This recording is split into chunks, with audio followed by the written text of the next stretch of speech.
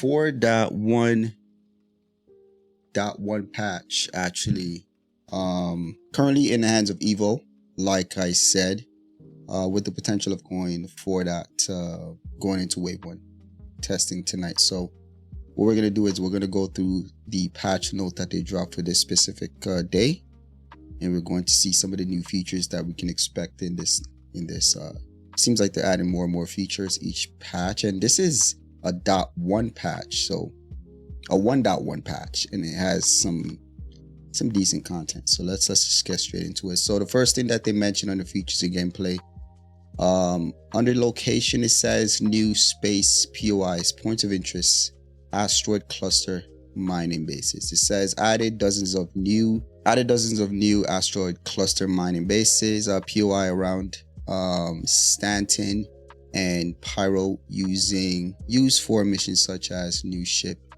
battle V1 mission additions and more. These astro bases will have gameplay features such as turrets and gas tanks for use in various missions, but do not have interiors. Interesting.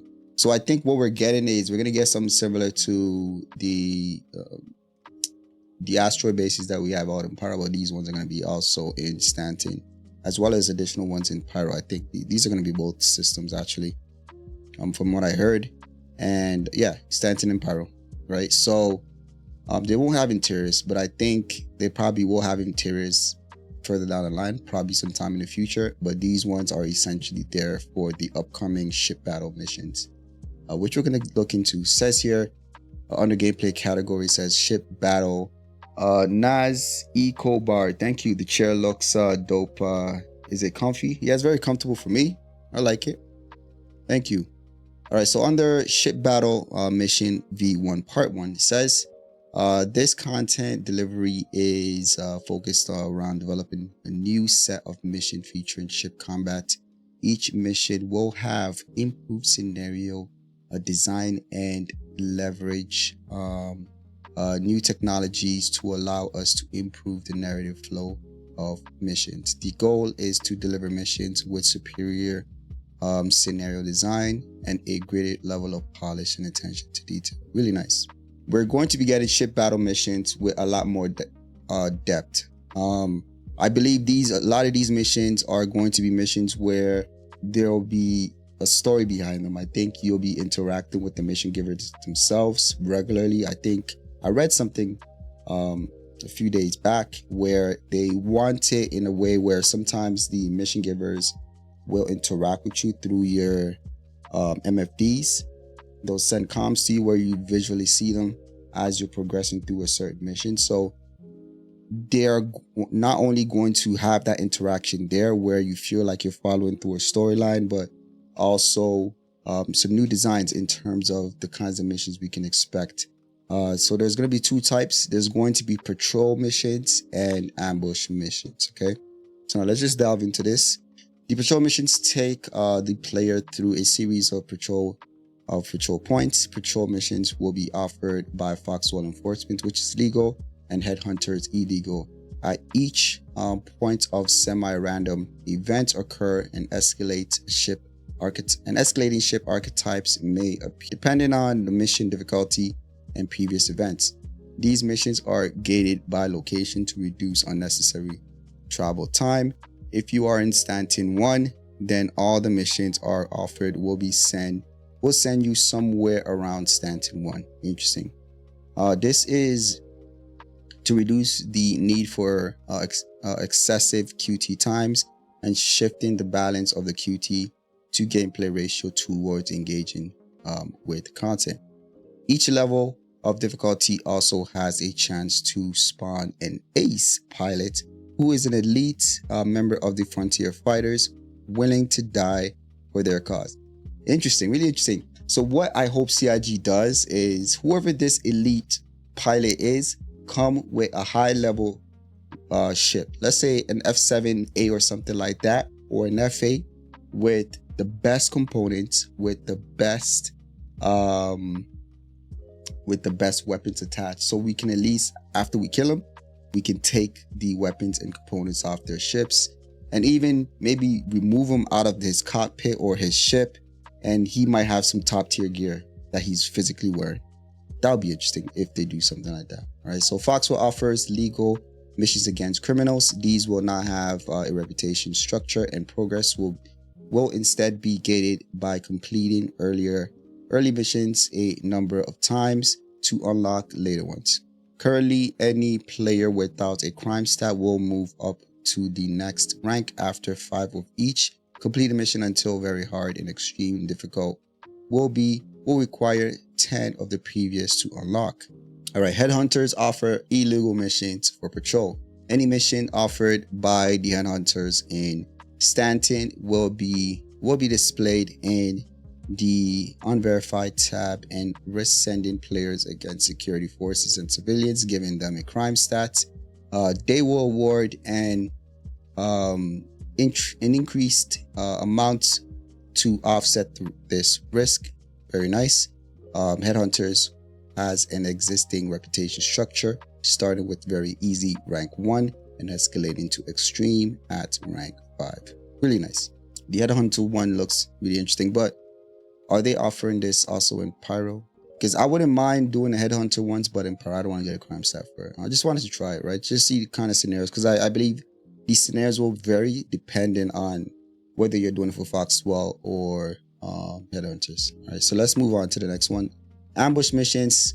The addition of the new ship battle mission type, known as ambush missions. Players must reach a location, head to a spot where their signatures will be masked, power down their ship. Interesting stealth gameplay. All right, and wait for the hostiles to arrive. Once their targets arrive, the player must attack and destroy all of them. Reinforcements and ace pilots, both friendly and otherwise, will appear depending on the level of difficulty. Ambush missions are offered by Foxwell Enforcement. Nice. Okay, legal. So there's legal. And then Headhunter criminals. Foxwell offers legal missions against criminals, and any mission offered by Headhunters in Stanton will be displayed in the unverified tab and risk sending players against security forces and civilians, giving them a crime stat. They will award an increased amount to offset this risk. Interesting.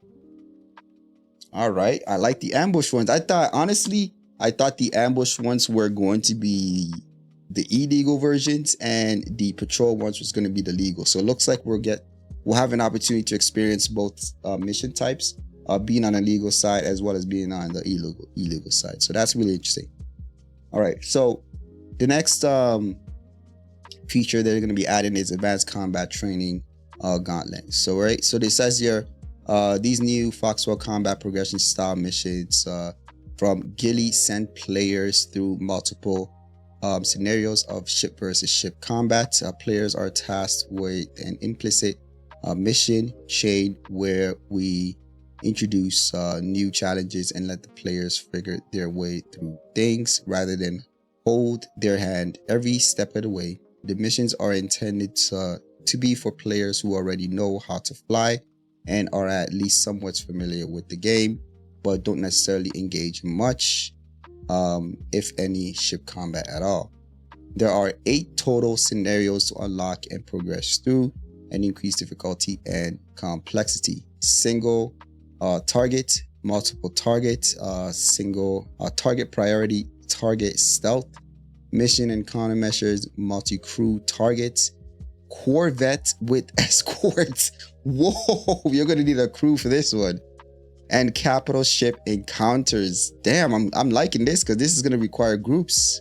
I was thinking all of these will be single player stuff, but these are gonna be with groups, man. Interesting. That's pretty cool. All right. Ships and vehicles. Under ship balance is huge updates for some of these ships, right? The Argo Raft improvement says the Argo Raft has undergone a few changes that has resulted in a hefty change to its cargo capacity. This is due to the design change on how we want to handle loading and unloading cargo. The 3 arms of the raft has been retired in favor of a single grid that supports 192 SCU cargo capacity, guys. instead of the previous 96. That's a huge jump. They jumped almost 100 SCU. They added to it. That's huge. The raft is now something that that's actually an option now, right? Because now you're not dealing with interior cargo, right? So am I going to go with a Starlancer Max, or am I going to go with a raft? A raft, I don't have to deal with moving stuff into the Starlancer, for example, is a headache sometimes, right? But if you have everything on all on the exterior, it's so easy to move it in and out. And it's only like, I think 30 something SCU less. Starlancer, I think, is like 2 something, right? That's huge. That's huge. That's huge. All right. In addition, due to this change, the old style of rail style tractor beam would not function and has now found a new home in the left side framing. This station is controlled from the rear control room. So you still have the tractor beam, but it's moved to the left side to help you move. That's going to be, I think the raft is going to be very useful. The raft is looking better, almost better than a Starlancer Max with its tractor beam. Starlancer Max doesn't have that. And I'm just talking about moving cargo specifically, right? Starlancer Max is more of a general purpose ship, but it's still really capable with its tractor beam and its cargo beam on the outside. So that's huge. All right, so now the Anvil Valkyrie's gotten another buff. The last buff that this thing had was when, I think last patch, CIG gave the pilot control of the 2 side guns as well. So now, like, the pilot has the top turret and the 2 side guns all firing at the same time. That's huge. That's huge. That was a huge buff. But now it says the Anvil Valkyrie greatly increase all around hull and joint health, further thruster capacity increase, but with a very slight max speed adjustment. Interesting. So it's going to be a little bit slower, but it's going to be tankier. So that's not bad. My Starlancer can load up cargo just fine. You got skill issue. Hey, we got Starlancer Max owners over here. I'm an owner too. All right. But yeah, the Valkyrie is looking solid now. Honestly, I'm honestly thinking of getting this thing in game. To be quite honest, it's the potential of the Valkyrie is huge, right? So now it's gotten a health point buff. So now it's really going to be what it's actually meant to be. It's supposed to be able to go into the heat of the battle, take hits, drop off whoever it's dropping off, whether it's a squad or vehicles and anything like that. And, and then also leave, as well as dish out the damage as well. So it's huge. It's big. Plus they gave it a size 3 shield. Come on, bro. The Valkyrie is nice. I'm not even gonna lie. I really like the Valkyrie, honestly. It's really nice. All right, so moving on, weapons and items, FPS balances. The Karna max spread increase from 0.1 to 1. Maximum spread increase from 5.5 to 7. Spread per shot increase from 1.37 to 1.8, and reduce out fire projectile speed bonus from 2.5 to 1.75. So that's 1500 to 1050 in line with snipers. Interesting. The Gallant adjusted head cam shake to make the weapon feel smoother to fire, and damage increased from 19 to 21. So the Gallant, man, I feel like they should make that thing full auto. If they made the Gallant full auto, I will use it a lot more. But I don't like to use it, especially in close combat scenarios where you need to be able to full auto.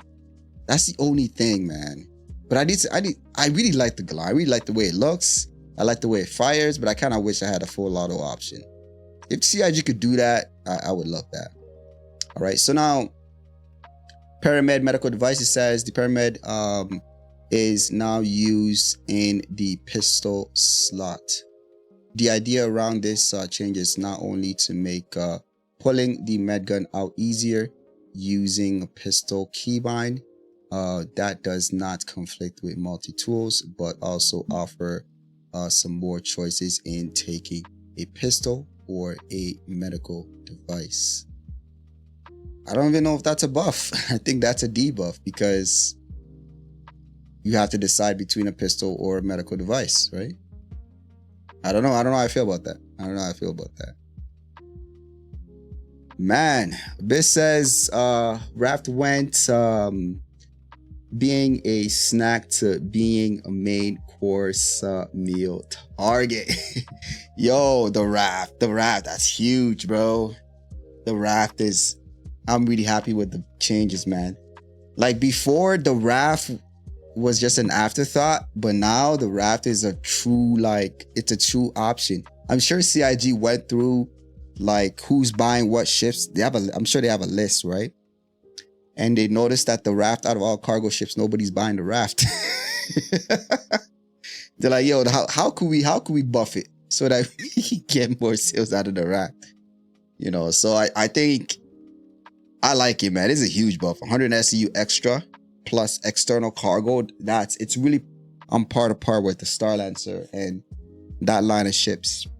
Huge, I think.